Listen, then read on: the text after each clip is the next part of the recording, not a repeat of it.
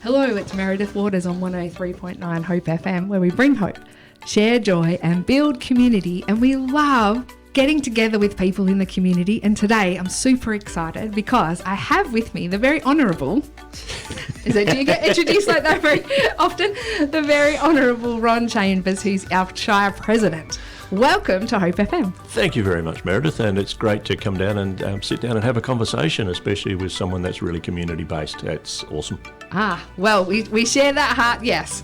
We definitely love our community. Now, today is going to be the first of hopefully a whole lot of interviews with you, but today we're particularly talking about the Shire Council and who can be on it, how you get on it, and why we want a diverse council. Yep, we are. And I'll start off with some candidate information. Last night we hosted a live stream of the Walga Candidate Information Seminar, which was in the council chambers last night, and there was 380 participants across the state because all local government elections are held on the same day across the state. So across the state there was 380 candidates all up. That information's been recorded and it will be on the Department of Local Government website. If you weren't able to attend, it's still not lost. You'll still be able to get onto the website and have a look, and it gives some really good information around being a candidate and the elections and when they're coming up. Just to remind people, of course, that the nominations are only open for a week, so they open on the 28th, so next Thursday, the nomination to become an elected member. But you don't want to sit around and think about it for too long, because that 7 days will go really quickly. You need to get in and get your nomination in. And of course, if you want to vote and be part of the election, then it's also really important to make sure that you're listed on the roll correctly and within the local, because you need to be a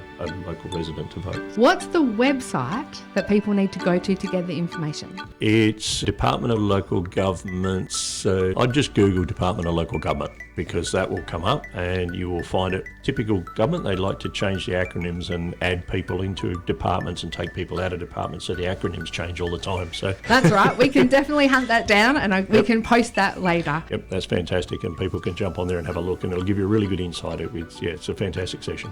So is there an age limit? Yeah, you need to be 18 and above. That's one of the important rules, but I guess that lends a little bit into diversity. It was really great at the last election. We had Councillor Connor Davies elected, who's probably pretty sure he's one of the youngest ones sitting around the table, and it's really great to see those younger people that want to step in, because it gives them a long period of time to be on council so they can develop and grow, but it also represents that lower or younger age of people that are in the community, and they're a really important part of the community. They're the ones that tend to have a vision and know what they want. So yeah, it's great to have those younger people, but it's important to have people from all diverse backgrounds, because whether you're a different ethnic group, different age group, different interest group, there's all those sorts of things, around genders and all those sorts of things. The more diverse people you get around a table, the more different perspectives you have on a similar issue. So you can have the one issue, but from all these different diverse people, you get a different perspective on that issue, and you just come out with a much stronger and a much better result of what you're trying to achieve. So it's really super important to get that diversity around the table.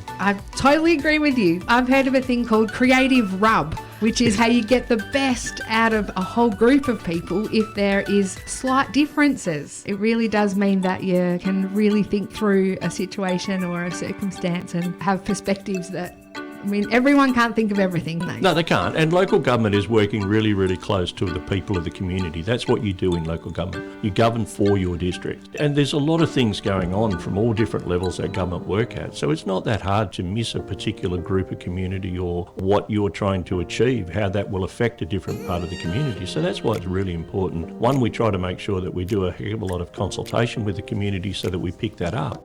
But if you've got those different groups represented around that table, you just come out with far better outcomes for the community, and that's what we're about. We're about trying to make the community better. We want to drive and see the community grow and remain strong and remain livable so that people want to be here. That sounds great. Now, the other thing is, what are actually people signing up for? In terms of, yes, we all know, I think pretty much, what a Shire Councillor or the name of a Shire Councillor, but I'll bet not everyone knows how much time it takes and the types of things, apart from sitting around and solving problems. What else is involved in being a Shire Councillor? Well, I guess once you become a Shire councillor, that's how people look at you in the first instance, when they see you and when they know you. So I guess the thing is that people can go, how much time does it take? Well, generally it's around about 1 day a week. We try to keep stuff around council just based around a Tuesday. That way it's just a little bit easier for people to run their lives. In time, as far as time it takes, every time you go and do something, regardless of whether you're even doing it for a completely different reason or a different group, people still look at you as around a councillor. So it's sort of something that you need to be aware of the whole time. But you also need to make sure that you've got the time to read quite a bit of information. Like some of the agendas we get are extremely long. I think this week's agenda is around about 310 pages. And you need to have the time to be able to read, absorb that information, and then be able to sit on it for a little while, I think. I mean, I always do. As soon as it comes out on the Friday, I like to read it, and then you can sort of think about it over the weekend. And then on the Tuesday, you have the agenda briefing where you get to ask more questions, either from the officers or from people that have got items on the agenda. And then you've got the rest of that week to get that information and to think about it, ask more questions if you need to, and then you make the decision on the OCM, which is the fourth Tuesday of every month. Third Tuesday is the agenda briefings. That's the meeting where we make the decisions. Okay, and how many times a year is that? Every month. Not even a holiday for Christmas? No, I think we normally end up pulling the December council meeting back a little bit earlier, and then we get into the end of January, sort of everyone's back in, so that period of time. And I guess it depends a little bit on what's going on within the community as to how busy you are or aren't. The main reasons around, or the main roles that a council has is one, making those decisions, but the budget setting, which is the process that we've just been through, we spend the 3 months going through all of the financials and all the budgets to get that down pat. And then the other big role that I guess you have as a councillor is managing the CEO and his performance and reviews, and making sure that he's been given the correct direction, because it's really important that council make those decisions to give direction to the Shire staff. But then you need to, as a councillor, you need to be one of those people that can interact with the community so that you can then understand what it is that the community wants, so that you're not just jumping all over the place, you have a plan going for. So what would be a skill set that people would need to think about? Oh, if I've got that, maybe I'd make a good councillor. The ability to have an open mind and have those open discussions and be able to be swayed.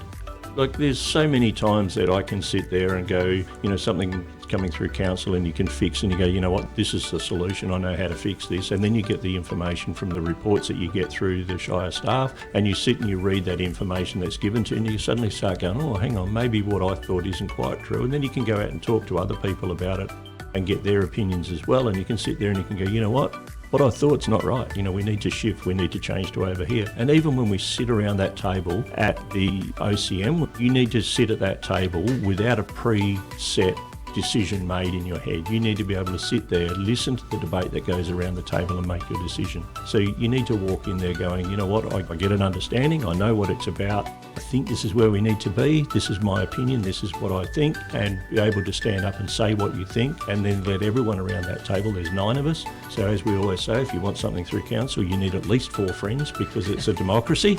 And then you need to be able to convince the others of why, or at least have your input in, so that everyone can have all the information, everyone has the same information to make that decision. And that comes back again then to that diversity thing.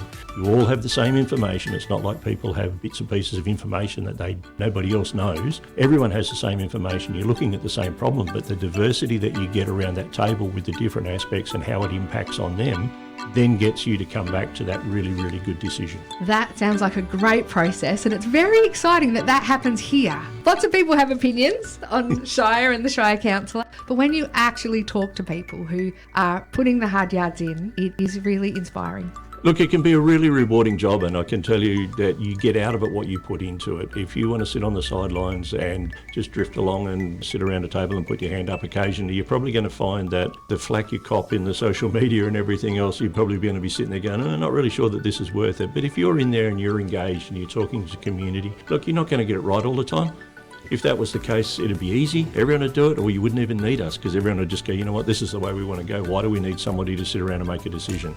So there is that side of it, but you get out of it what you put into it, and the more you put into it, the more you get out of it. And there's some fantastic training courses that you can do through Wolga. You've got great support with Wolga, you've got great support with the department, you've got great support with your other councillors that you've got around, and the Shire staff. We've got a really good, close working relationship with the staff and with the Shire Council, and also we try to build that with community. That sounds amazing. Why wouldn't everyone sign up? So let's recap on what you need to do to sign up. So 28th of August, the returning officer will be in the office up near the Shire Council, so you'll be able to go up and nominate. You need to put in a bio and you need to pay a deposit of $100, which you get back, but you need to put that into the process, and then you can get out and campaign and let people know what it is that you want to do. And then the elections are towards the end of October. I can't remember off the top of my head the exact date. So you've only got a little over a month, I guess, of campaigning to get people to support you. If you come out on the top of the heap at the end of the count, then you get a seat around the table and you get to be involved in your community. Which is a great outcome for everyone. So if you want more information, get onto that local government website. Yep.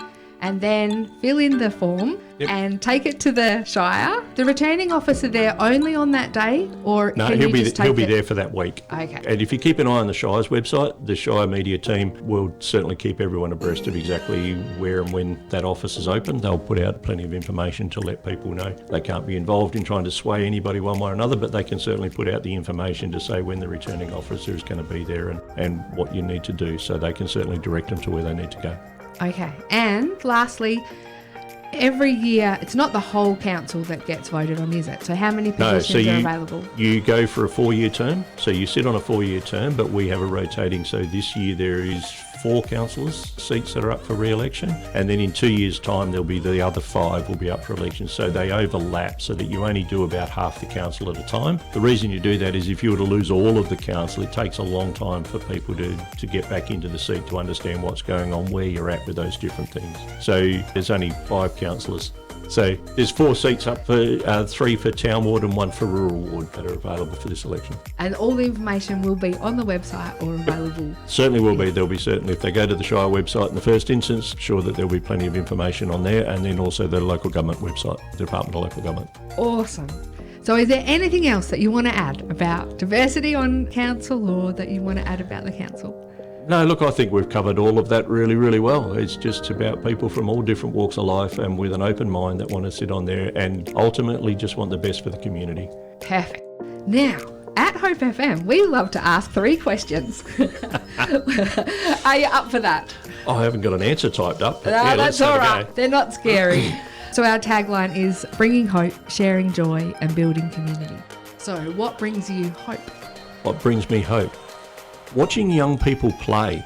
It's really interesting when you watch, and I'm talking young kids, so preschool, that sort of age group. When you sit there, really proves that a lot of the issues and contentious things that we have later in life are learnt, because you get a group of young kids playing, and it doesn't matter where you come from, who you are, whether you're male or female, whatever it is, they just pile on each other and play, and you just think if that experience could just last longer and longer and longer in life, there'd be some really, really wonderful things that would happen in this world. And I think seeing those young people grow and seeing those young people step into those roles is really, really great. Some of the major corporations that are looking for innovation actually won't talk to people over the age of 15, because then they've got barriers around what you can and can't do. Some of those big innovation corporations, so they sit there and people go, well, I want a hook in the sky. And, older people go, well, you can't do that. Well, why not?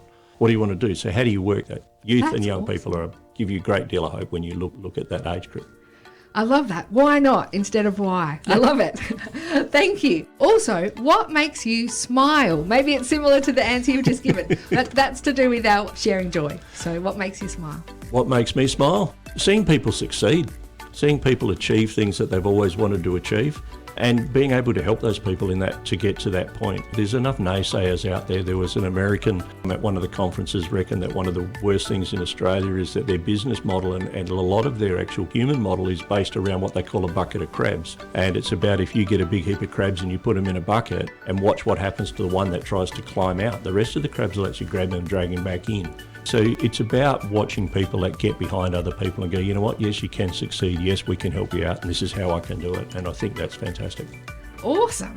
Now, our third one is about building community, but I want to say you absolutely rock building community, I think, in your both traditional role and all the volunteer roles that you have done as well. Is there anything that you would want to shout out about? Is there a community role that you've had that you've really loved? No, I've really enjoyed all of my community roles. I think the most important thing around community is it's not about me. It's about what you can do for others. It's not about what others can do for you. It's about what you can do for others, and that's really important. There's one last question. We are a radio station and we play music. So what was the first album or cassette that you ever bought or were given? Oh, it's one that you should have in your books. It's Brothers in Arms. Ah, very cool. And the absolute last question is, what song would you like to play after this? Brothers in Arms. Ron, I want to thank you so much for coming in today, and thank you again for all that you do for our community.